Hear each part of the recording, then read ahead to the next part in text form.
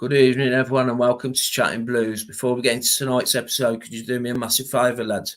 Hit the like button, subscribe if you're new, and leave a comment below in the comment section. One second. Sorry about that. Leave your comments or questions below in the comment section. And I've got a couple of guests on today. I've got Paul Heathkeith from the Tilton Talk Show. I'll bring Paul on straight away. You okay, Paul? Yeah, all right, Nick. Yeah, good. Thanks, mate. You? Yeah, I'm okay, mate. I'm all right. Really pleased to get you on. Appreciate your time. Yeah, no problem, mate. For asking me. Yeah, and we'll get into some blues stuff once Justin has been on, and so we're going to look at Watford and what's been going on at their club lately, and we'll get a score prediction. It's Justin's really busy, so he's going to shoot it off, and then me and Paul will continue with the podcast. So, hi, Justin. You okay? Hello. Yes, mate. All good. Hello, Paul. How you doing? All right? How you doing? You all right? Yeah, not bad, mate. Not bad. Good. Yeah. So Justin's from the Don't Scratch Your Eyes podcast. Do not Scratch your eyes. Yeah. Yeah, I think we had you on for the reverse fixture at the start of the season, which seems ages ago, doesn't it? Absolutely ages ago. Yeah, you know what I mean? So, yeah. Yeah, talk to me a bit about what's going on at Watford lately then, just because another manager's bit the bullet. Yes, yeah, that's something that we're quite used to now at Vicarage Road. We sort of wait for it to come in. We see a corner flag post and go, there's another one gone. So Ismail was in charge from the beginning of the season. I think he had 3 games longer than most people thought he should have had. I think after the Huddersfield game, I think most people thought that's curtains for him. The football's been poor, really, really poor. So Cleverly now our manager, don't know anything about what he's going to do. I mean, we've got a very, very small squad. I think we've only got something like 24 players. So I imagine it will be largely the same as what we're used to, but how he's going to set them up, no idea. Haven't got a clue. So yes, it's just another week in being a Watford fan. Yeah. And as you say, Tom Cleverley's coming now. I mean, how the fans took to that? Are they quite pleased to see the back of Big Val, or? Largely, I'd say yes. I think most people are positive about Clev's taking over. He's had a couple of spells at Watford. He came to us, I think, in 2009 for a season. He won Player of the Season. And then he came back to us 2016 sort of time, somewhere around there. Retired at the end of last season, stayed on and has been taking the youth team. I can never remember if it's under 18s or under 21s. I'm not sure. And most people are really positive. He's done a couple of interviews and press conferences this week where everyone's gone, oh, okay, all right, like what we're seeing here. So he's done the talk. We're waiting to see him walk the walk. So, it remains to be seen. But most people are really fully behind him. So, all good. Yeah. Hopefully he starts walking the walk after tomorrow, mate. Well, yeah, you never know. I mean, the walk after that is Leeds at home. So, really? Yeah, on Good Friday. So, yeah, he needs to hit the ground running. But, yeah, we'll see. We'll see how it goes. Do you know, I was having a look at your fixtures before I come on air, Justin. Yeah, you've got some really tough fixtures, haven't you? I think it's tough. It's top 6 now, isn't it? Pretty much in the remaining 8 games. Yeah, so not ideal. But we can only play. You're not going to get sucked into the bottom 3, though, are you at all? And you're not going to get in the playoffs or anything. So really, you're almost on the beach, aren't you? I guess. Well, I think they've been on the beach for a while, and that's the problem. I think they've been on the beach since Christmas. I think a lot of people were looking over their shoulder a little bit recently because, we were looking at the points and the way our position and our form was terrible, proper relegation form. So, I mean, we wrote the playoffs off 4 or 5 weeks ago, really. But, yeah, we are looking downwards rather than up. So, remains to be seen. You cross your fingers and go, hope we'll be okay. But the odds of going down have been slashed from, I think, 80 to 33 recently. Oh, wow. Yeah, not good. Yeah. Not good at all. No, not at all. No. Yeah. We could put a good side together, couldn't we? But ex-Birmingham City and Watford players. If you did like a Blues combined Watford and Blues 11, it'd be a good side, wouldn't it? Yeah, it would. Yeah, you've got Holdsworth would be one. You've got Deeney, obviously. Paul Devlin. He was a Birmingham guy, was he? Yeah. Paul Robinson. Paul. Yeah. Oh, Robbo. Love Robbo. What a legend he is. Ben Foster in goal. Yeah, Ben Foster. Yeah, we'd have. Yeah. I think you thought about it. We'd have Tommy Mooney as well. We'd have a really good Oh, side. another ledge. Mooney. Yeah. Absolutely. Yeah. No, you're right. Actually, yeah. No, there's been quite a few in there over the years. Yeah. And if anyone's got any questions for Justin, leave them in the comments section. You know, if there's anything you want to know about Watford, you're feeling confident. I mean, it's the unknown now, isn't it? You know, do you think he'll make many changes in terms of the starting 11? Do you think he'll tinker with the formation, or do you think he'll let it kind of like play out as Ishmael was playing? Honestly, well, if he carries on what Ishmael was doing, he'll be out of a job immediately, I think, because we've had enough of that. I think he'll probably change it, but how, I've got no idea. I think one of the only changes I can imagine will be taking Daniel Backman out of goal and reinstating Ben Hamer. I think that would probably be the one change most fans would like to see. Other than that, not going to know till the team sheet goes out really tomorrow what his thoughts are. But it needs to be more attacking for sure. Yeah. Are you coming up here tomorrow? I'm not. No, Carl is one of our presenters. He's coming up tomorrow. So he'll be there. No, I'll be in Portugal, possibly watching it. Yeah. No, lovely. Portugal. Okay. You get what I'm saying there. So, or some other European country. So no, I'm not coming up. No, but Carl is. He likes an away day. Look out for his vlog. That'll be coming out on our YouTube channel sometime on Sunday, I imagine. Yeah. And just on your YouTube channel, just where can people catch you? I know I did say the name. It's Do Not Scratch Your Eyes. I think if you just put in Do Not Scratch Your Eyes podcast or DNSYE podcast, that's the YouTube channel on there. I don't have a lot to do with that. It's mainly Cole's baby. So he pretty much looks after that. We all sort of, there's three of us, and we kind of spread ourselves in a sort of direction that we feel most comfortable in. I do most of the social media. Peter does a lot of the editing and stuff like that, and booking guests and that sort of stuff. And so, but yeah, it's mainly match day vlogs on there. And it's normally Cole drinking rather a lot and encouraging people to do silly things. So if you like that sort of thing, check it out. And just quickly, is there any players we should be looking out for? Is there any kind of like injuries what we'd be kind of glad to hear of any of your key players maybe? So injuries wise, check for Dadsy went off and had one of those boot things put on his feet after the last game. So I don't imagine he'll start. Livermore was ill for the last game. I'd imagine he's going to come back in. Trying to think if anybody else is out. I think we got a fairly clean. Oh, and Gakia will be out. He's always injured, so that you just say that every opposition you go on. And Gakia's out. He's injured. Apart from that, I think we're okay. Actually, off the top of my head, players to look out for.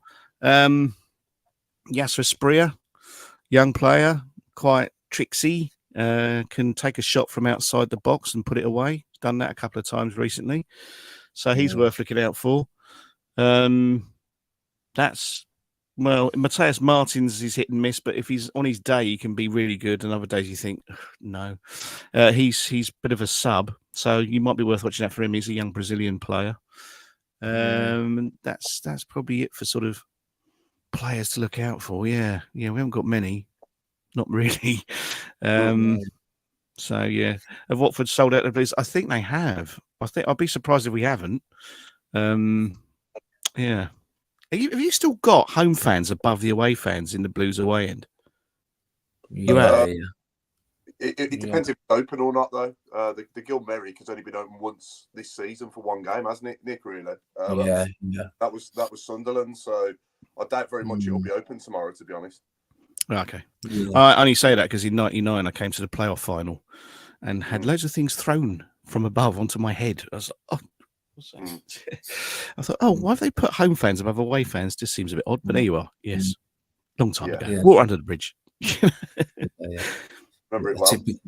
A typical Blues welcome. Definitely back. No. football's kind of changed a little bit in that regards for in my opinion, But Good. Good. Like Paul said, it was open against Sunderland, but it was a sellout, wasn't it, Paul? Sunderland game. Yeah.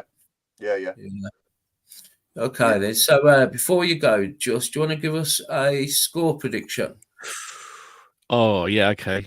Well, this is going in absolutely blind, right? Because I haven't seen what the teams are likely to be. I don't know how Cleverley's going to line up. I don't know who's going to play. So on our podcast, normally I predict a Watford loss because that's kind of what's been the pattern recently.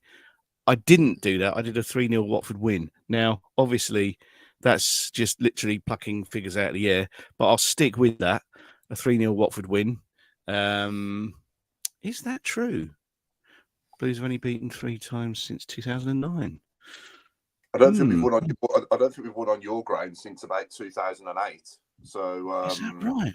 Most of them will be at our place, I would imagine. Yeah. It's been a long. I mean, obviously, you spent years in the Prem, haven't you? In that time while we've been down over the last sort of 12, 13 years. But when we have true. Played, I remember there was a really dull 0-0. I think it was in during lockdown 2020 time. Oh my God, it was probably the worst. It was just like I think it was one of the only games I've ever switched off and gone nope because it was just so bad. It was bad enough there was no fans in. But the actual football was just terrible, absolutely terrible. Yeah. So let's hope it's a bit more entertaining tomorrow. Anyway. Yeah. I'm just I'm just finishing that combined 11 in my head. I've got Marlon King up front with. Oh, Marlon, yeah, a bit of a naughty boy, Marlon. Yeah. I've got Hema Buatsa on the left. Did Buatsa play for you? Did he? Yeah. Oh, actually, did he? Tommy Mooney's on the left. Yeah, we had Buatsa on loan under McLeish in 2008, 2009, didn't we, Nick? Do you remember him? Yeah, I do. He would have been at Fulham then, though, would he? I'd imagine, rather than 2008, 2009. We loaned him from Fulham. Right. But that's got promoted, and Devs would have to be down the right. So Mooney down the left, Devs down the right, King and Deeney up front. I'd go David Holdsworth and Martin Taylor centre halves with Martin Taylor. Oh my God, he was brilliant. Yeah. I'm struggling for a right back, but the rest of the team is pretty much there. Tony Coton in goal we could have had as well. Yeah. Tony Coton, proper Watford legend he is. Yeah. Oh wow! Do you know what? That's brilliant. I hadn't even considered. I mean, obviously Martin Taylor, he was pretty decent for us. Martin Taylor, great big centre half. He was for us as well. Yeah, he was a good player for us.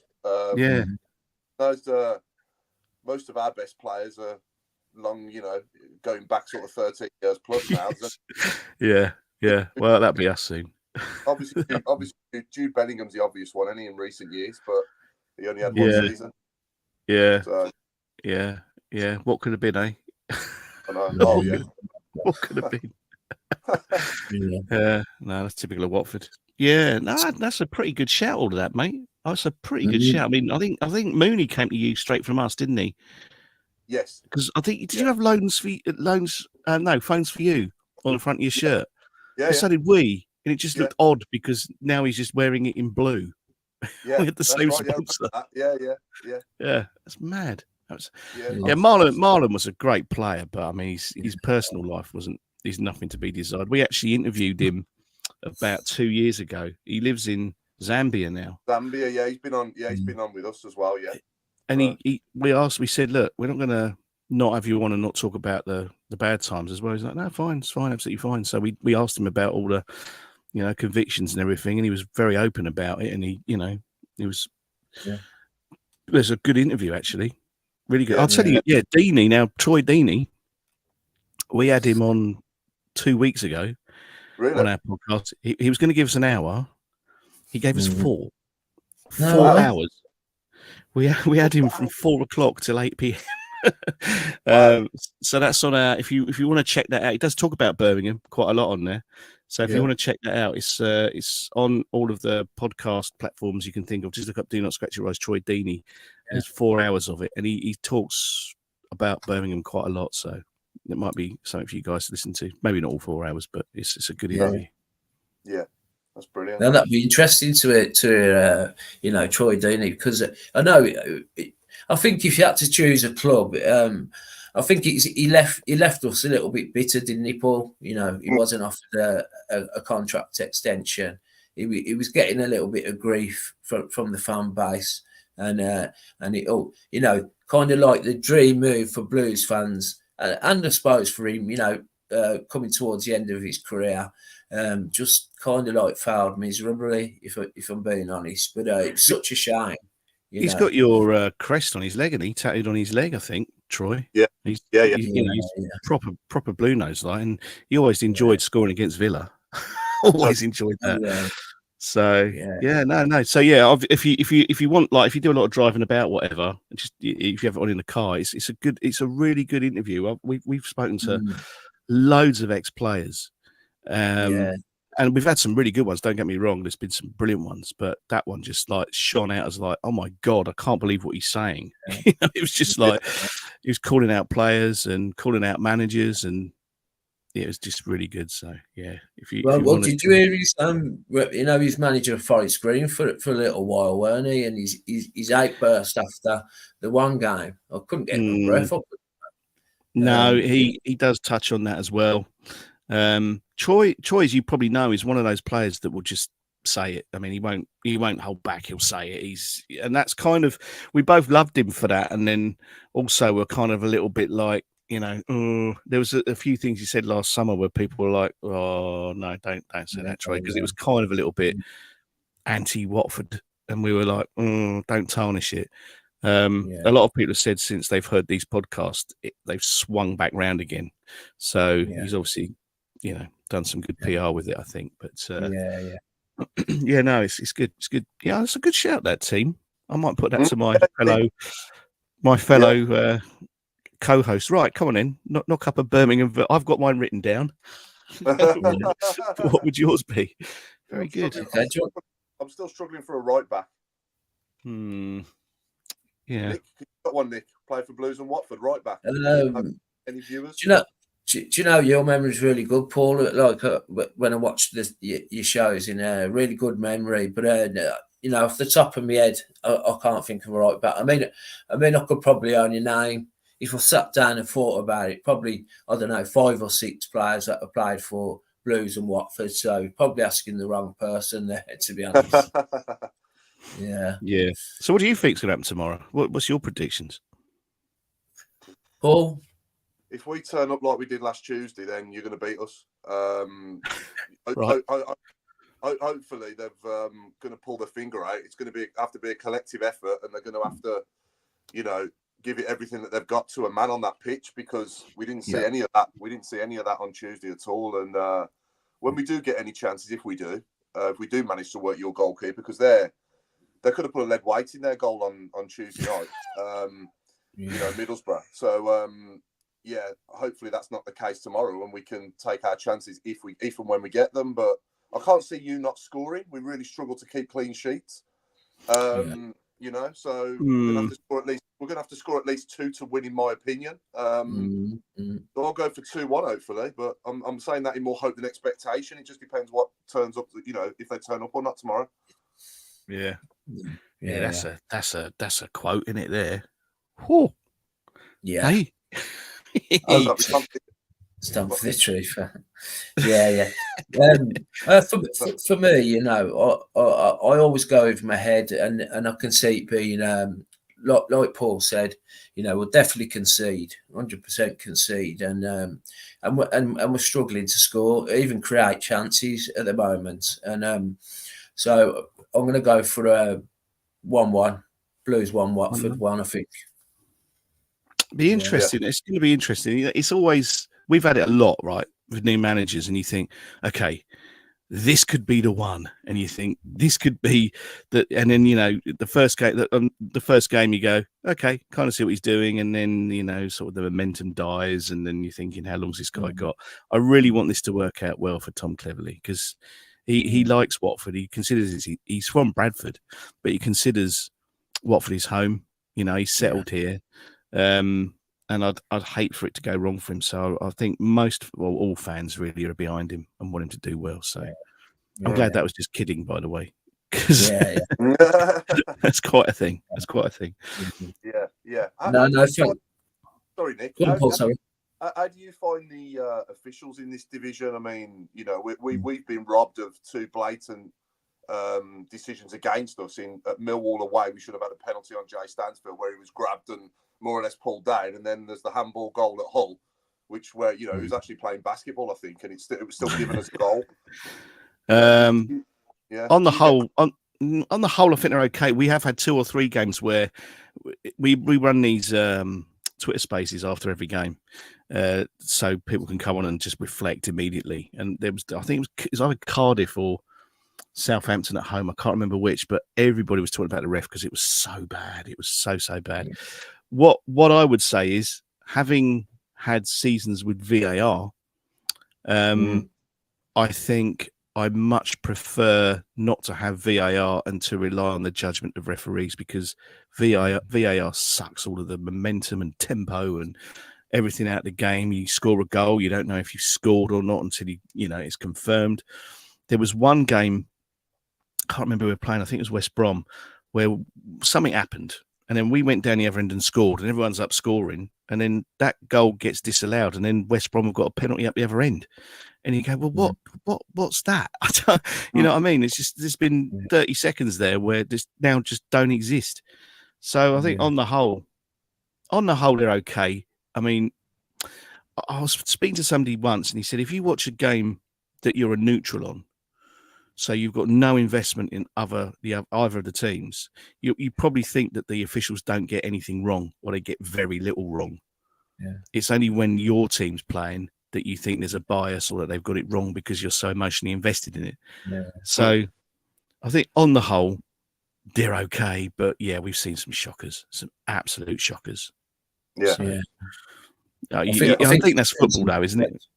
Yeah. I think it swings and roundabouts. You get a couple against you. Further on down in the season, you might get a couple for you. But it does seem with Blues lately, we're just not getting anything. But I'm with you, Justin. I wouldn't want it. I wouldn't want the VAR in the Championship. I like to celebrate a goal. Rather than celebrate and then having to wait. I wouldn't be for it, but we seem to use VAR completely differently to what they do in like international football and in the Champions League, for example. When you watch that, they get to the decision so much quicker, and they use a different sort of camera angle that doesn't use the dreaded lines for offside. It actually shows you almost like a shadow of the two players, and they get to the within a minute. So I don't know why I don't know why they haven't just used that. To be honest, why they've had to make it more complicated. No, in the UK, we probably did it on the cheap. And that may be why. It's Britain. Yeah, we'll just buy the worst one. That's fine. There you go. Yeah. Thank you very much. Yeah, exactly. It's just Britain, isn't it? But I'm very much looking forward to the game tomorrow. Like I say, because we've kind of all fallen out of football a little bit. I love football at Watford. It's been pretty attritional, and there's been things where now fans are turning on each other, which is very rare for Watford. Fans are turning. I mean, I think the ownership's run its course a little bit, and I think people are getting itchy about Pozzo selling up. And there was rumours that we were going to be part owned or bought out, and those seem to have died away. So a lot of people are very, very anti Pozzo, and I think the fans are turning in on themselves and attacking each other. So if Cleverly can consolidate the fans, that'll be a job. That'll be something that's worthwhile doing. If he can just get the fans all on board together, for sure. Yeah, well, if he gets the club, then that's going to be half the battle for him, isn't it? If he gets the fans in the club. Totally, it totally is, because it's not like Watford fans normally are very easygoing, very sort of self-deprecating and very welcoming. But recently, not in the stands as such, but on social media, it just seems to be fair game. Anyone's fair game for, oh, well, you're obviously pro Pozzo and happy clapper because you don't care about the results, or you're a doom monger because you want this to happen and that to happen. And there's no kind of middle ground where, look, we're all fed up, but we're just gonna have to live with it because that's it. You can't go, well, that's it. I'm going to like that guy. I'm not going to go. I'm going to go support someone else. Ta-da, see you later. You have to stay with it. So you've got to stick together. But there's been some real dissension going on. So if Cleverly can get all the fans on side, that would be half the battle, I think. Yeah. And a score prediction? You give us a score prediction, have you? Yeah, I went for 3-0, mate. But I mean, that's just pie in the sky stuff. That's literally. Yeah. I could have rolled a dice to do that because. Who knows? Who knows? Yeah. No. Thanks ever so much for coming on, Just. Really appreciate your time, mate. I know you're busy and you've got to shoot off, but I have. It's been a pleasure. Yeah. I've really enjoyed coming on. Yeah. Thank you very much. Hopefully, we'll do it again next season if we're both in the same league, which I think we probably will be. We'll do it again next season. Yeah. Yeah, definitely. Thanks ever so much, Just. And best of luck for the rest of the season. You too, guys. Nice to meet you. All the best, mate. Okay. Ta-da. Cheers, Just. See you later. Right then, Paul. Talk to me about Tuesday, mate. I mean, let's bunch it together. This Millwall game and the Middlesbrough game. Yeah, I mean, Millwall. We were a lot better than we. I mean, we weren't great at Millwall at all by any means, but we were a lot better than we were Tuesday. You know, like I said just then, you know, the penalty on Jay Stansfield was for me a stonewaller. He also gets the double shot away, doesn't he, and fires the rebound wide, which is another good chance. You know, and we were attacking, you know, a lot more at Millwall than what we were on Tuesday. But for the goal, I think for me, Mark Roberts, you know, he's got to just stand up and be stronger there. He's looking for the foul, and he's looking for the foul, and he's kind of like gone over like cardboard. Really, he's just folded himself over and almost like looked at the ref as if to say, well, it's a foul, but I didn't think it was at the time. It was a slight. There was slight contact there, but I don't think there was enough. You know, for it to be, you know, for him to go over and for it to be a foul. Did you?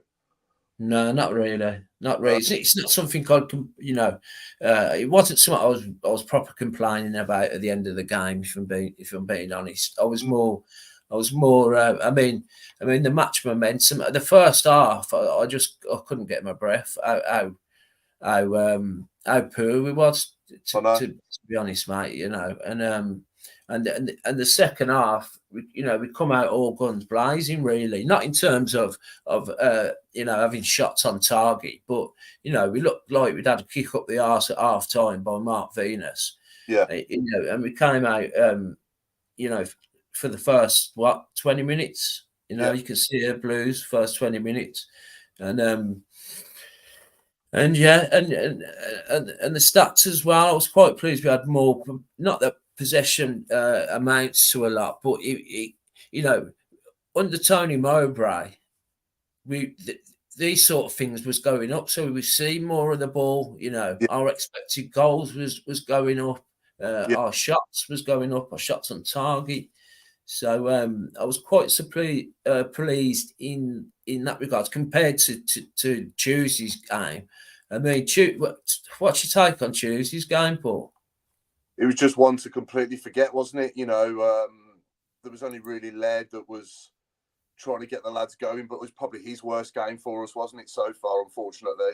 The only one for me who had a real good go was Paik in midfield. I didn't think he played too badly, but just wasn't enough, was it? You know, it was just a bad day. What I do like, though, I will say, and they've only conceded one. They've only conceded. I don't even think they've conceded a legal goal when they've played together yet. And that's Buchanan and Iwu as a partnership as centre halves at Hull. I thought they played really well together at Hull. And we conceded a goal that should have been disallowed, which was handball. And then he didn't start them then at Millwall, did he? He started Roberts and Iwu, and then again on Tuesday night he started Roberts and Iwu. And me personally, I really like Drama and I really like Laird, and I think we've got to find a way of getting them both in the team. And I think Drama right back and Laird left back is where I would go. And tomorrow I would go with Buchanan and Iwu as the centre backs, but I don't think he will. I think he'll bring Sanderson back. But me personally, I would stick to them two because I thought they would look well organised together. We looked stronger at the back and a lot less likely to concede, didn't we, at Hull than what we did Tuesday night.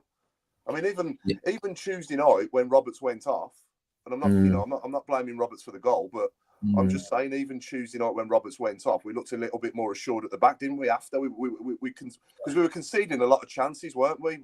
Before.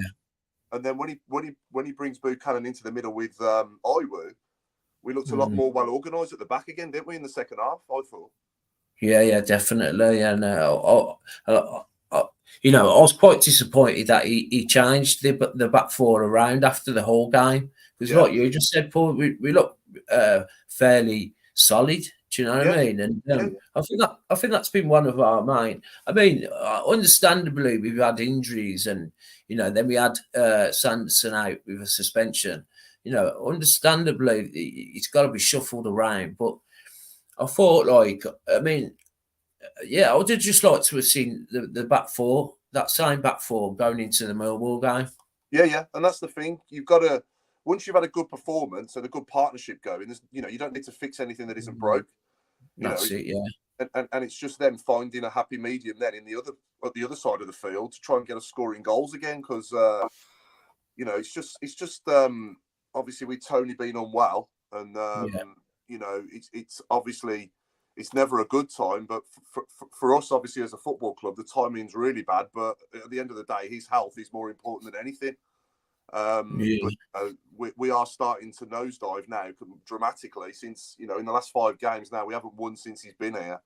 And it's just having his presence on a match day for me. His whole presence. And, you know, I'm not just saying it's down to that man in the dugout, though. It's also down to every single player on the field as well. They've got to do a lot more than what they did on Tuesday. And they need to start. They need to start standing up and being counted, I think, now. You know, and if anything, start doing it for him. If he can't be there on a match day, just do it for him, because I'm sure he's still in. I know he's talking to Mark Venus, isn't he, on every day? Yeah. But the thing for me is, I thought Tony Mowbray would have more input than he's been having. You know, since he went off ill, like. I don't know, for some reason I thought he'd have something in the dugout. Do you know what I mean? Where he could make, you know, with technologies to that, where he could actually speak to him. But apparently, I mean, when the team left Hull, Tony rang him. He said in one of his post match actually, and Tony rang him, you know, and kind of like congratulated him on whether he was bringing the Duke on and getting the equaliser. But like I thought he'd have more involvement. I mean, we don't know the state of his illness. You know, I said on the podcast before that I think it's prostate cancer. I've been told by someone quite close to the club, and it kind of ties in with the time frame as well. Right. And the recovery time, and you know, the risk of catching infections after the operation and stuff. Yeah. So, I mean, Simon Jordan had it, didn't he? He did, yeah. I mean, in my opinion, we don't really need to know what's wrong with him, do we? To be honest, no. We just need him to get well and get back as soon as he can, because he's a massive loss when he's not here. You know, he's a top 6 championship manager. There's no doubt about that. He's proved that in the past, and if we can just survive this season, and hopefully we can get him back with at least 6 games to go, you know, then he can come back and keep us up, and then I'm excited for the future. You know, but it's just that time now where it's squeaky bum time, and we're starting to get a bit worried because we can't see where the next goal's coming from, never mind the next win. So you know, and that needs to change dramatically, and the players have to take responsibility. But for me, you know, insanity is doing the same thing over and over again, isn't it? And if we keep playing this 4-2-3-1 formation at the moment, it's not working. I think Stansfield needs somebody with him, and I think we need to play to the players' strengths a little bit more. And for me personally, I'd just go back to basics, and I'd go to tomorrow. I would go 4-4-2. This is just me. I don't think he will. Yeah. But if it was up to me, I'd go 4-4-2, and I'd say the back four I've just said. I'd have Drama right back. I'd have Iwu, and I'd have Buchanan and Laird left back, and then I'd have in the middle. I'd probably go for somebody like Sunich to win the ball, or I wouldn't go Dazal, or I like Paik. I think Paik's a good player, but you're almost going back in time here now. You need as Mowbray would say, you need an artist and a soldier in the middle. You need somebody who can get forward as an 8, and then you need somebody to hold as a 6. And I think Sunich and James in the middle could be a good combination. And then you play Bakuna on the left, potentially, or Dembele if he's fit. Miyoshi on the right. Or Pritchard on the right, potentially, who can cross the ball as well, as we've already seen. and then you've got Djukovic and Stansfield up front. Or if Djukovic isn't quite up to starting, then you have Tyler Roberts up there, don't you, with Stansfield? But I would start Djukovic. I think Djukovic is okay to start. Maybe give him an hour if he's not got the 90 in him now, and then bring Tyler Roberts on for him. Yeah. So sort of a very similar formation to that, like we've kind of like Stansfield playing off Duke, maybe. Yeah, because I think James is wasted on the left. He's not a left-sided player at all. He's very good he's good as a 10. In a 4-2-3-1, he's good as a 10. But I do think that Stansfield's a little bit isolated up there at the moment. He's running all the hard yards, but he's not getting any service. I think with Djukovic up there, if you can go back to basics and get down the byline and put the crosses in, and then he can nod them down, and flick them on for Stansfield, then we could be onto a winner. Yeah. Going a little bit more direct as well. Yeah. I know. If you remember, Paul, like it was in a very similar situation when we got rid of Karanka and Bowyer came in, didn't he? Absolutely, Bowyer, and he went back to basics, 4-4-2. Get the ball into the box. Yeah. And I remember we won our first couple of games. If I know we definitely won our first two, I think it was, and it was real back to basics. Get the ball away from our own penalty area. Get it in their area, and just get balls into the box. Do you know what I mean? Yeah. The only difference I would say though between now and then as well, apart from Djukovic, we probably had more leaders on the field back then when Bowyer came in than what we got now, and now there's a lot of these players whose contracts are up as well in the summer, which is. I'm not questioning their professionalism. I think they'll give it everything that they've got, but I'm just not so sure because it's hard to point at. I mean, in the past we've had the likes of Michael Morrison, Harley Dean as well did a job for us as a captain. I think when you look back now at Harley Dean, I think he was probably a little bit underrated. Because I thought he was okay when he was good. He was really good, weren't he? And And I think he was better than any of the centre backs we've got now. Would you agree with that? Yeah, definitely, mate. I'd love Harley. I mean, I'd have him back now, dropping an at. I don't even know whether he's still playing. I think he's still playing, isn't he? He's at Reading at the moment. I think that's it, Reading, yeah. He's not starting for Reading, so yeah. He's not going to come back now. But I'm just saying that. No, but that type of player, that type of player, Paul, where the chips are down. And like Michael Morrison, Michael Morrison and Harley Dean, and this is where one of the things I wanted to come to is this lack of leadership. Yeah, it's lack of everything. It's lack of creativity. It's lack of leadership at the moment on and off the field, and that's not anyone at the club's fault. It's unfortunate what's happening with Tony at the moment, but we just need him to get well and get back as soon as possible. The day can't come soon enough when we find out he's coming back. If he's back for the QPR game, he's got a couple of weeks to. How long has he been now? Has it been about 4 weeks now since it's got to be 4 weeks. It's got to be 6 to 8 weeks. Let me have a quick look because we just beat Sunderland, hadn't we? Yeah. So let's have a look. We just beat we beat Blackburn and Sunderland, hadn't we? So we're talking. Say the 20th of January. Okay. Yeah, that's Stoke there, isn't it, mate? So keep scroll. Oh, sorry, yeah. Right. Take it back one, innit? No, sorry. Yeah. Go forward. That's it. Yeah, scroll down. Not far after. There you go. Yeah. So that was 17th of Feb. Yeah. So that's a month on Sunday, isn't it? 17th of March on Sunday, so that's 4 weeks, and then QPR is 2 weeks tonight, isn't it? Yeah. So that'll be 6 weeks more or less. So I don't know if that's a bit soon or what. I don't know, but if he's not well if he's not well enough to come back for QPR, the next game after that is a home game on the following Monday, isn't it? Which is to not Norwich. I can't remember who we're playing on the. Is it Preston? Preston. We've got Rotherham. I don't know. Have I shared that? So yeah. Yeah. Screen. Yeah. Scroll up a bit. You're a bit far ahead there. That's it. Yeah, so we got QPR away, then Preston at home in the space of 4 days. So, I mean, we could get, if he's back for them, we could get 6 points, but the players have to have a look at themselves, though. It's like, well, why can they only do it when Tony's there? You know, they've got to do it for Mark Venus as well and themselves. You know what I mean? When they cross that white line, it shouldn't matter who's okay. Yeah. I mean, what did you make of Bakuna? When he come on, I thought when he came on, he had a go, didn't he? He was playing down the left. He was playing down the left. I mean, I like Bakuna. I think he's you know, he's a good flair player. He can create. He can score. Again, I think like Jordan James, he's better in the 10. He's better in that, you know, central role, or as an 8 in a 4-4-2. You could put him next to a Sunic or a Paik or a Dazal. But yeah, I mean, he's also good to have in the team for his set pieces as well, isn't he? He takes a good corner and a good free kick. Yeah. Don't get me wrong, like he's a quality player. He's just he can be so annoying because you know he's got the skill and you know, like you say, set pieces.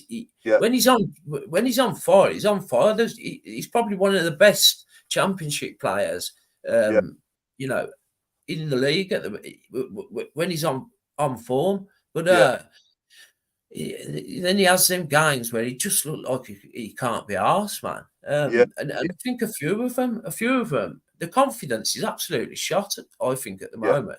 Yeah. I mean, Dembele, I'll put in that bracket as well, because when he's on it, he's quality as well. It's the same player that when we played Huddersfield, he destroyed them at home in Eustace's last but one game. And I remember him at Blackburn away. I know we lost the game, but he got 2 goals there, and they were both really good goals. And you know, he has played well in bits and bobs for us this season. I think he's got 6 or 7 goals as well. These players there have got ability. They can do a job. They just need to be more consistent and believe in themselves more. And when they go on that field, they've just got to deliver. When they go on that field, they've got to go out there and do their job. It looks to me like they're overthinking it too much and they're trying almost too hard to do it, if you know what I mean. Should we jump into some comments, Paul? Yeah. What do you think about this, about the kids? Maybe giving the kids a go, Junior Dixon, or I mean, Donovan's goal the other day. What a goal that was! Yeah. Well, or do you think? Or do you think it's too late in the season? There's too much, maybe a little bit too much pressure on them. Yeah. I think if we were safe, if we were mid-table now, if we were where Watford are, say more or less, then maybe But I think it's a bit too much to give them their first team debuts in a dogfight. You know what I mean? Yeah. I totally agree. So, no, I mean, if you want to put them on the bench and bring them on, that's fine. But I wouldn't be starting them. But saying that though, we have got Jordan James out there, haven't we? And George Hall's back involved again as well, who I thought did well when he came off at the bench at Hull. But he probably didn't look quite ready at home to Middlesbrough when he came on, though, did he? I think he looked to me like he was struggling a bit there.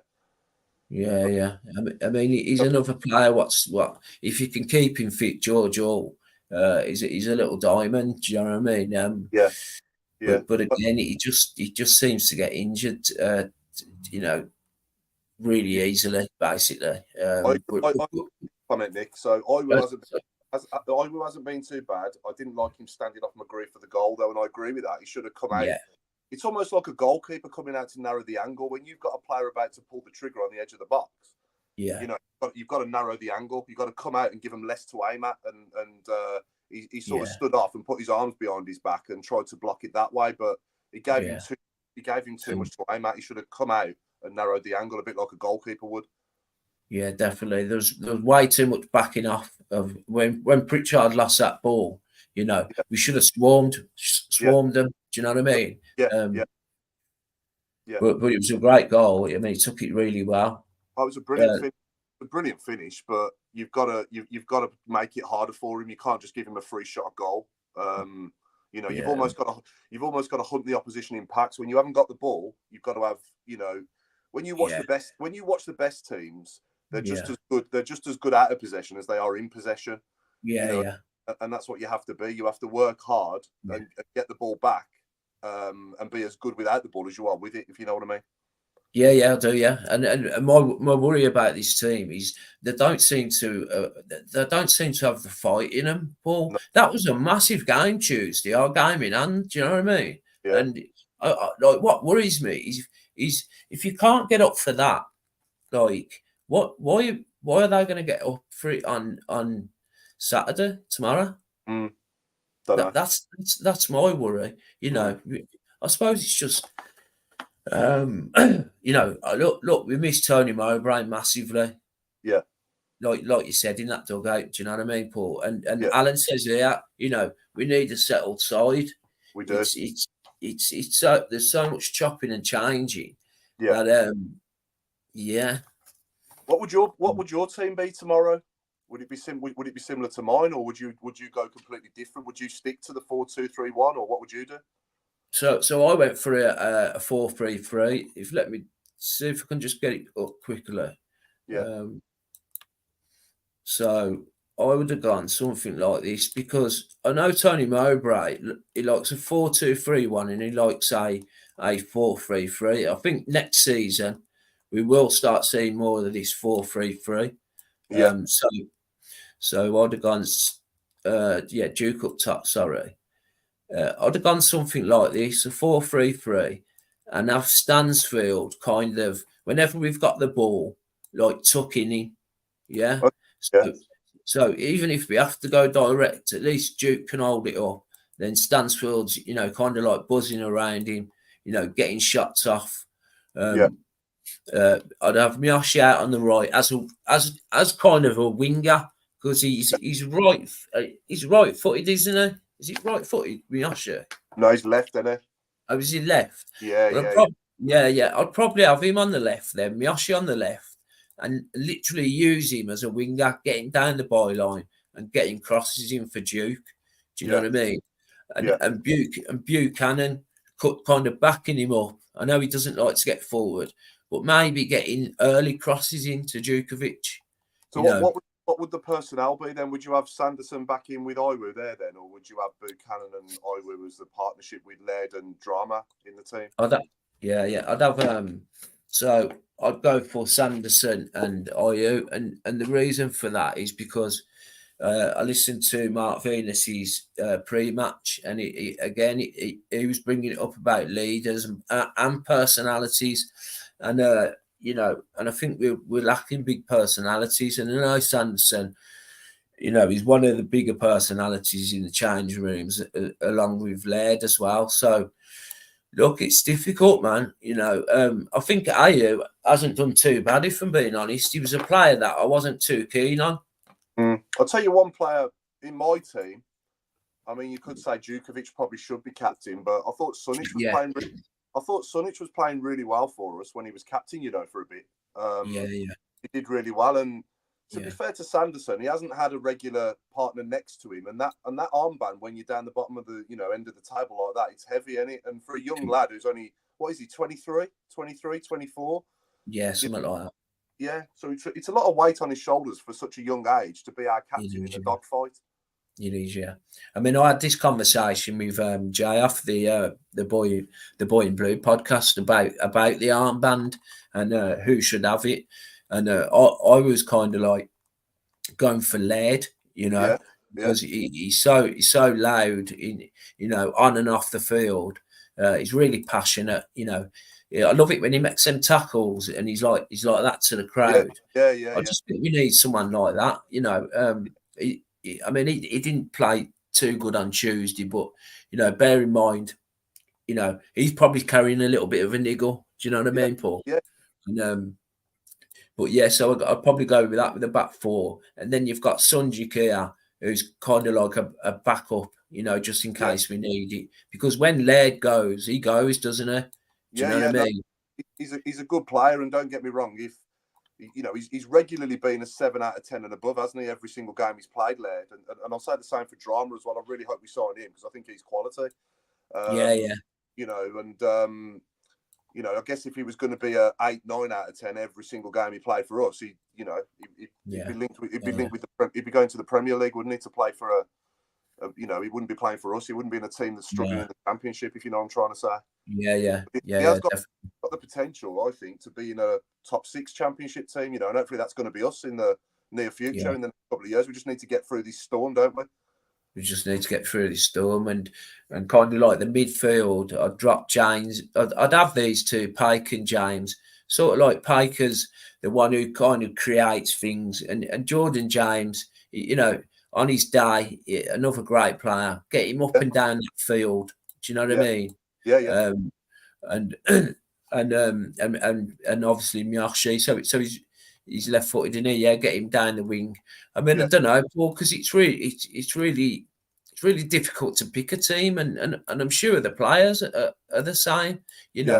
If you notice most good teams in any division are very consistent with the lineups, and we're not at the moment. No, that's right. But to be fair, I mean, Mark Venus is still probably trying to. I know he knows the players and he's been involved since Tony came in, but being the main man now in the hot seat, he hasn't done that since he was at Coventry for a bit, has he? So that's for years and years. So it's probably going to be a big adjustment for him, and a big unexpected adjustment for him as well. Do you know what I mean? He's trying to sort of find his feet again as the main man, isn't he? Yeah. So, what do you think of this from Gary Johnson, Paul? If Blues stay up, Blues need to change the entire squad, or they will end up in I'd agree with that. To be honest, the entire squad is nearly going either back to their loan clubs or out of contract anyway, isn't it? And the players that are still in contract next season are the likes of Buchanan and Laird, aren't they? And Jordan James, and most of the players that are still in contract with us next season are decent players. Miyoshi and Dembele and all these players keep hold of, to be honest. And some of them might be squad players. Don't get me wrong. But the thing is, we're not going to buy a whole new team to get promoted in one transfer window, are we? No, it take a few seasons, mate. Yeah, I think so as well. But, and I think it's so important. I mean, I hear a lot of people say, we need to go down to rebuild and come back up. I think that would be the worst thing to happen to us if we go down this season, because everything off the field. Look, these owners, have done everything correct apart from, and everyone's entitled to their own opinion. I thought the firing of John Eustace when everything was going fine and you could see the players wanted to play for him, and people forget as well, Paul, that the job he done last season, because we was on favourite to go down last season. I know. Do you know what I mean? So I'd have really liked to have seen to have gave him more time. Maybe gave him up until till the December, the start of January, see where we're at, reassess it, and then bring their man in. But we can't rewrite history, and we are where we are. Sometimes I think, how the hell have we ended up here with this squad and these owners? Yeah. I mean, the only game under Tony for me where we were absolutely awful was Sheffield Wednesday away, wasn't it? We were absolutely dreadful in that game. But you got to give him the benefit of the doubt there. He was still trying to find, the best formation, the best players, and he was still learning the team, wasn't he? I suppose he hadn't been here a long time. And then obviously we go and beat Stoke, I think, after that. We always that before? Sorry, and then we go and beat Blackburn, and then we beat Sunderland, and then you're thinking, come on, then here we go, we're going to start pulling away now, and then unfortunately he gets taken ill. I'm convinced that if he hadn't been taken ill, we wouldn't be anywhere near where we are now. Would you agree with that? Yeah, 100% agree with it. I think it's just it's took the wind out of our sails, just his presence, even like the fans all around the country, when he was taken ill, the response, and players as well. Honest to God, Paul, I've not heard a bad word said about Tony Mowbray. And that's really unusual in football, isn't it? It is, yeah. But that just shows you, doesn't it, the method of the man. He's just, he's done a brilliant job wherever he's been, and he's highly respected in the game, and a little bit of that as well. A little bit of that as well could be in the players' minds. I'm not saying it should be on a match day when they cross that white line. They should be going and fighting for him. But I reckon the players, even though he's not been here that long, he's such a likable bloke. I think it probably has affected the players as well. I would have thought, because you can tell they all like him, can't you, as well? Yeah. Just quickly on Paul's comment there, give me 3 players who you would keep if we survive this season, Paul. Well, the ones I've just said really. Laird. From the loans, I'll definitely keep Drama. I don't know if we can make Stansfield happen. That's probably a bit ambitious. But if I'd obviously would if we could. So I'd keep Laird. I'd keep Buchanan. I'd also keep Jordan James, and I'd keep Miyoshi, and I'd keep Dembele as well. I think if we can get the right, if we can get him going, I think he could be good for us. I think Pritchard as well. Pritchard, he's still finding his way with us, but he could be a good player for us next season as well. So yeah, but apart from I think Paul might be going on more about the out of contracts and the loan players. Oh, okay. So the out of contract players, I'd like to think that we're going to get a new number one in goal next season. Although I would keep John Ruddy to coach and mentor them and be his understudy if he was willing to do that. Yes, I'd definitely sign Drama, 100%. I think he's been probably the best of our loan players along with Stansfield. Who else? His contract is up in the would you give Djukovic another season?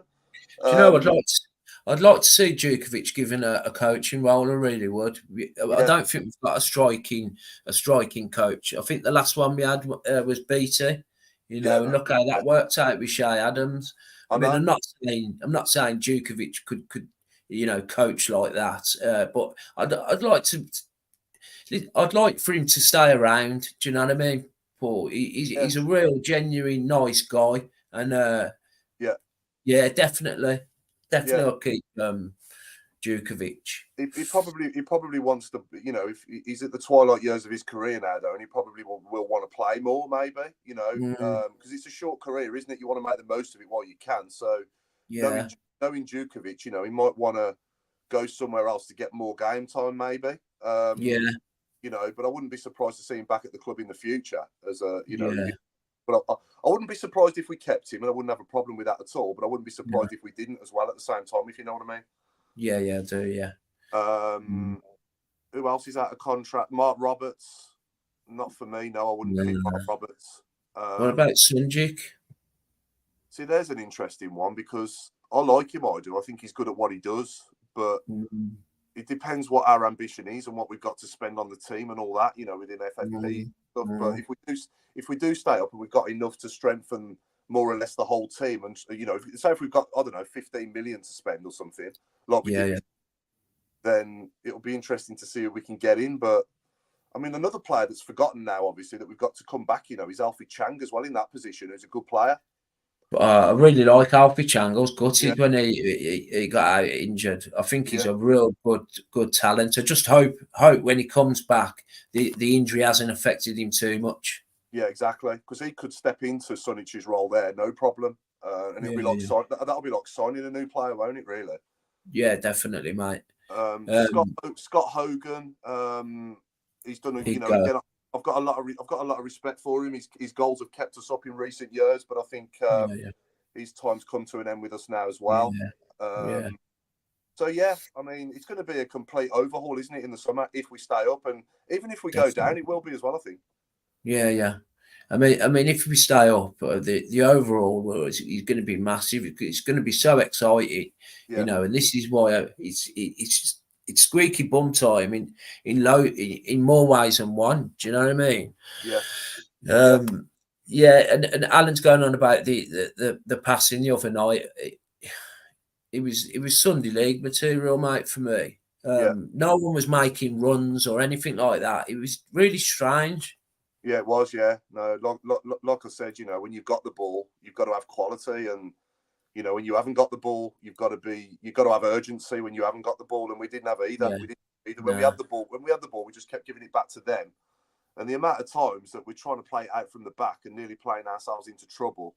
And again, I like Ruddy. He's done a good job for us, but one of his strengths isn't his distribution and his kicking. The amount of times that he just kicks the ball into the stands or gives it back to the opposition. It's not good for the ticker, is it, to start watching? You know what I mean? No. Stansfield isolated. Yeah, I totally agree, mate. He was really isolated. He was. We'll just fly through some comments. I agree on a plasma. Totally free. Yeah, just going on about the passing there, and sure. Yeah, you made a good point there, Nick, about a striker coach, and I think for me, in my opinion, it's as important as a goalkeeper coach. It's a specialised position, just the same, you know. And like you said, when we had James Beattie doing that with Shay Adams, people forget that Shay Adams, he'd only scored 7 goals in a season, you know, before he started working with James Beattie. And then he starts working with James Beattie, and he goes on and gets 22 goals, 23 goals that season. You know, and that got him his big move to Southampton. And I do think if we'd have had one this season with Jay Stansfield, and maybe we had a partner, you know, if we'd have gone 4-4-2 again, like we did that season under Gary Monk as well, we could be having a different conversation there. Yeah, and the thing is, like, I don't know whether we've got the players to go 4-4-2 and be gritty and a proper blue side, you know, for these last 9 games. For one, I don't know whether we've got the players to do that. And for two, it's the worrying thing for me is the lack of passion, desire, you know, to get to win the ball back. And now, I mean, we've seen glimpses of quality since Mowbray's come in. Do you know what I mean? We've seen some, you know, the shots on goal have gone up. Like I said earlier, Paul, you know, everything's gone up. And but like I say, since Mark Venus has took over, everything's gone down, and it's at the wrong time of the season. Do you know what I mean? Yeah, I feel sorry for Mark Venus though, because he has been thrown in the deep end, hasn't he? Really, he hasn't asked to be the Birmingham City manager at all. Yeah. He's just trying to get us through a storm, isn't he now? Yeah, lovely bloke, and again, I think this is why people are not on his back, and I'm not on his back. You know, no. He's a number 2, isn't he? You know, yeah, man. Let's just. I've heard people talk about another interim manager, and whether Tony would agree to that, I don't know. I don't know whether Tony would want to step down altogether if we did that. I've got no idea what would happen, but if it does start getting into the last sort of 5 games and 4 games, and we are still where we are now, and we're only a point above it, do you know what I mean? Then is there a plan B in place? I don't know what they're going to do. Yeah. I mean, there's a lot of people talking about Warnock, isn't there? Because he's left Aberdeen now. I mean, I wonder if we could come to some agreement where, you know, obviously Tony Mowbray knows about it. Says, look, Tony, you know, take the rest of the season off, right? We're going to get someone in, you know, for the last however many games. It might be like, I don't know, 6, 7 games by that time. And you'll be back up and firing, ready for the new season. Because, I mean, if that was the case, I'd be all for getting Warnock in. I really would, mate. Yeah, well, let's see. Let's hopefully, fingers crossed, you know, Tony will be back in a couple of weeks. Yeah. We'll just fly through these comments, and then we'll quickly look at some of Watford's recent results, and then we'll do a score prediction. Yeah, no worries. I mean, Gary said, don't fool yourself. Blues have no quality league position, and results don't lie. If Blues had quality, they wouldn't be in the trouble they are. No, he's right. Yeah, can't argue with that, Gary. Yeah. The league table don't lie. The league table don't lie, does it? No. Yeah, good to see you, Jay. Thanks for joining us. Oh, Jay.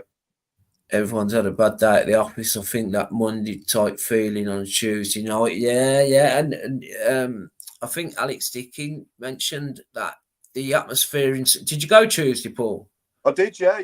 Do you think you mentioned the atmosphere there? Do you think and this is probably going to come across like a daft question, and people might laugh at this, but do you think the fireworks make a difference when the players walk out?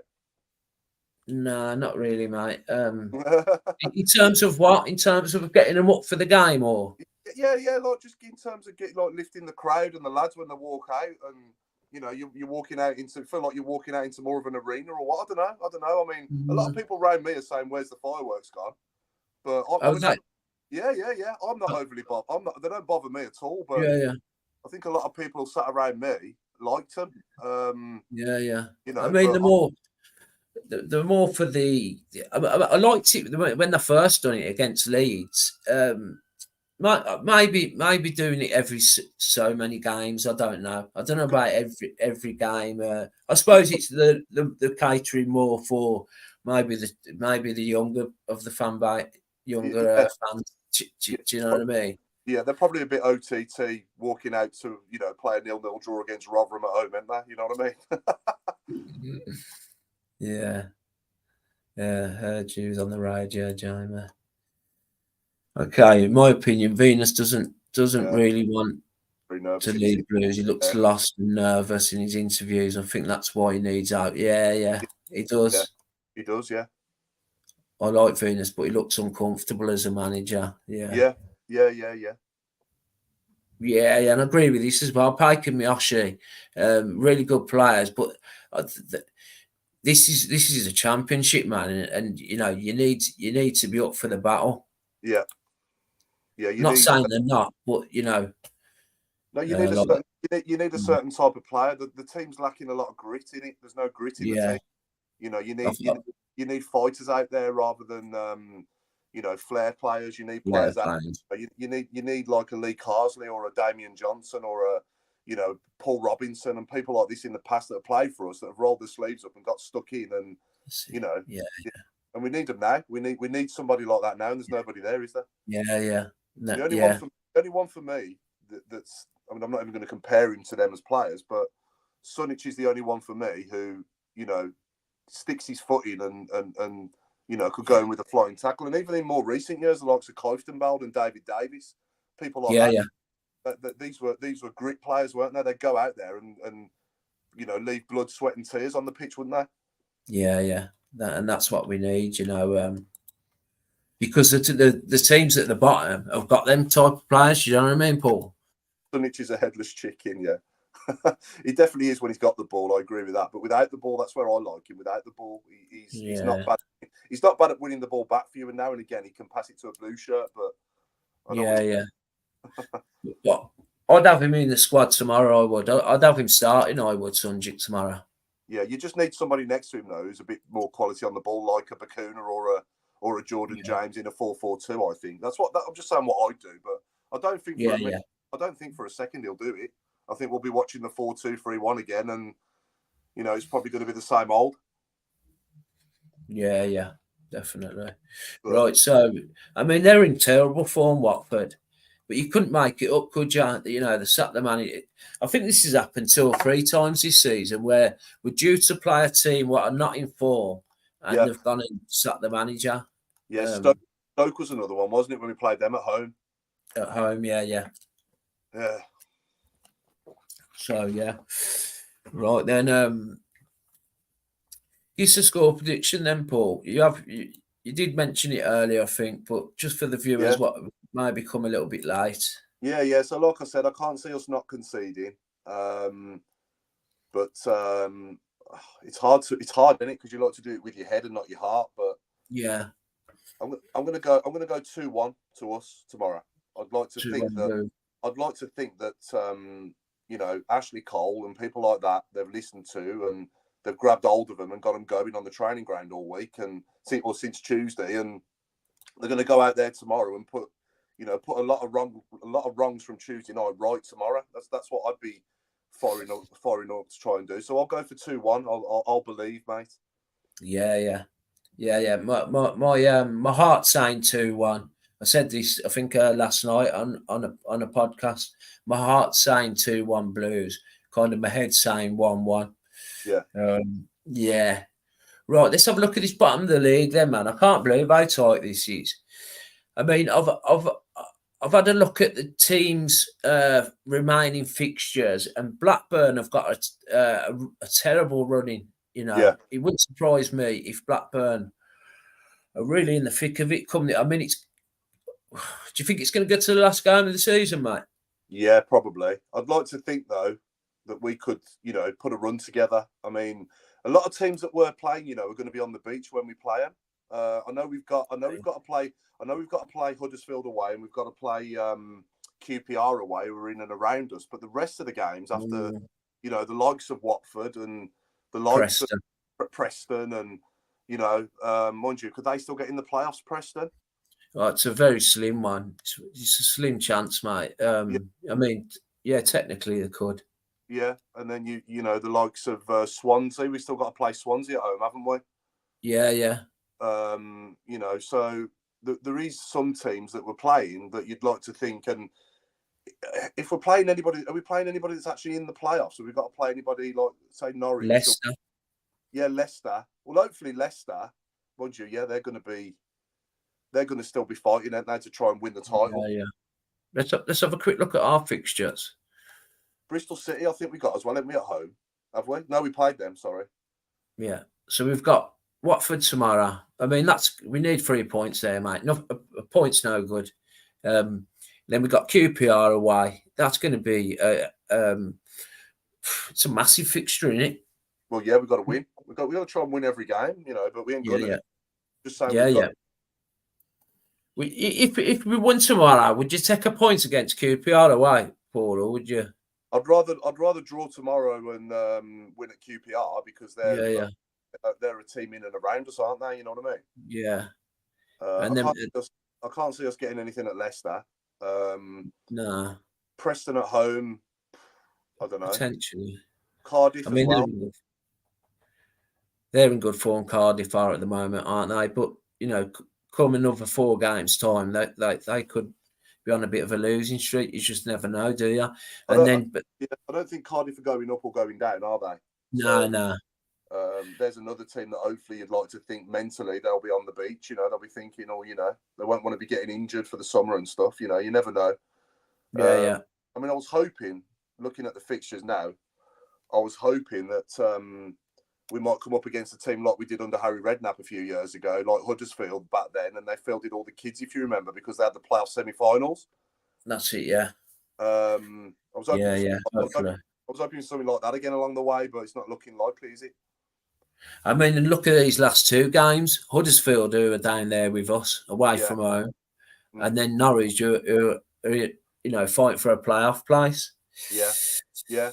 Well, maybe that's it then. If Norwich seal their place in the playoffs before that game, then they'll fill hopefully they'll fill their second string. And if we need to win that to stay up, then that'll give us more chance. But I'd like to think we'll be safe by then. Yeah, let's hope so. So, mate. I could see it going all the way to the wire. We'll just have a quick look at some predictions from the lads. Put your predictions in, guys, for tomorrow. You know, you're feeling confident. Here's an interesting question. If we did get relegated, do you still think they'd have the end of season players awards? Oh, I would have thought so. Yeah, I would have thought so. Yeah. I think it's a thing, isn't it? I think they have to. I mean, have we gone down before and not had it? Have we gone down before and not had a end of season thingies? I can't remember, to be honest. I think when we got relegated from the Prem, I think we did, but I can't remember, to be honest, mate. But I don't know because it's the day after that Norwich game. Is it? Yeah. Because it's Bank Holiday Monday on the Monday, and they've got it on that Sunday, the 5th of May at the ICC. I actually went last year. I went last year. It was really good. Did you? Yeah. Yeah. I don't know, mate. It'd be a bit of a moody one, wouldn't it? If we, you know, been sent down and then, you know, the day after you got the awards. It'd be crazy, that would. That's what I mean, yeah. What's the awards going to be for? Yeah. Soldiers over artists. And that's my worry, mate. We need soldiers, man. Exactly. You know, we got too many artists. I mean, he's another soldier in the past that's done well for us, but he's probably coming towards the end now. And I had to keep going back to the same old players all the time, but could Gary Gardner come in and do a job for us in these last 9 games? Yeah, Jay was saying that last night or Wednesday night. Was it Jay? Oh, it's someone in the comments actually was saying about Gardner. I mean, he's your typical, you know, get into him and kind of player we need, I think, at this point in the season. I just worry that the only worry with Gardner is he hasn't had much game time. Do you know what I mean? No, yeah. Well, it'll be interesting anyway, but I think tomorrow he'll probably go with a similar team. I think he'll bring Sanderson back, like you said, maybe with Iwood, I would have thought, and then it's between Laird and Drama for right back with Buchanan left back, isn't it? Yeah. Yeah, and then I think he'll probably go with Paik and Dazal or Paik and Sunic. I think Paik. Pate played quite well the other night. He didn't do too bad. He was getting us forward when he was passing the ball positively. Yeah. I'd be surprised if he didn't play Pritchard again. I think Pritchard will play, which means that Jordan James will probably be on the left again, and we'll have Miyoshi on the right with Stansfield through the middle again. Yeah. I mean, that wouldn't be too bad, would it? But yeah, Pate got man of the match on this site. On this site I use for my stats, he got man of the match. Yeah, Pate. Yeah. So there you go. Thanks ever so much for coming on, Paul. And it's been a pleasure, mate. Thanks for having me on. Yeah, no problem, man. And let's just keep our fingers crossed for tomorrow, man. Because God, Jesus Christ, do we need a win? You know, can you imagine coming out of that ground tomorrow? Not losing. It'd be terrible. I know. Let's just keep our fingers crossed, man. But again, thanks ever so much for coming on, Paul. And if you can, guys, can you do me a massive favour? Hit the like button. Definitely hit the subscribe button if you're not subscribed. I'm trying to get to 1,000 subscribers. I think I'm on about 800 and something. And in the analytic things, it's saying like something like 75% of the people watch this content are not subscribed. I mean, it doesn't cost a penny. It just helps, kind of like keep the channel moving. Do you know what I mean? Yeah, no, absolutely. And keep up the good work you're doing. And if I may as well, while you're at it, subscribing and liking, obviously, Chatting Blues as well. Give us a like and a subscribe on the Tilt and Talk show as well. And there's definitely a show worth watching from last week just gone. We had Harley Dean with us as well on Monday night just gone. Brilliant episode that was. Yeah. Did you watch really it? Good episode. Yeah, I watched it. Yeah, really good episode, man. Yeah. So if you're not subscribed to Tilt and Talk, I'm sure the majority of my listeners are. There's a great episode with Harley Dean. It was just done on Monday, wasn't it, Paul? Yeah, absolutely. We're trying to get some more good guests lined up as well for the rest of the season as well. So watch this space. And if people haven't seen the other one from a few weeks ago as well with Michael Morrison, then that was another really good one as well. Okay, I've not watched that one. I'll have to give that one a watch. Yeah, it's about 3 weeks ago. Yeah. All right then, lovely. And I might catch you one of the days down the ground, Paul. But all the best, and keep them crossed for tomorrow. Keep right on, mate. Keep the faith. Yeah, keep right on. See you, mate. See you later.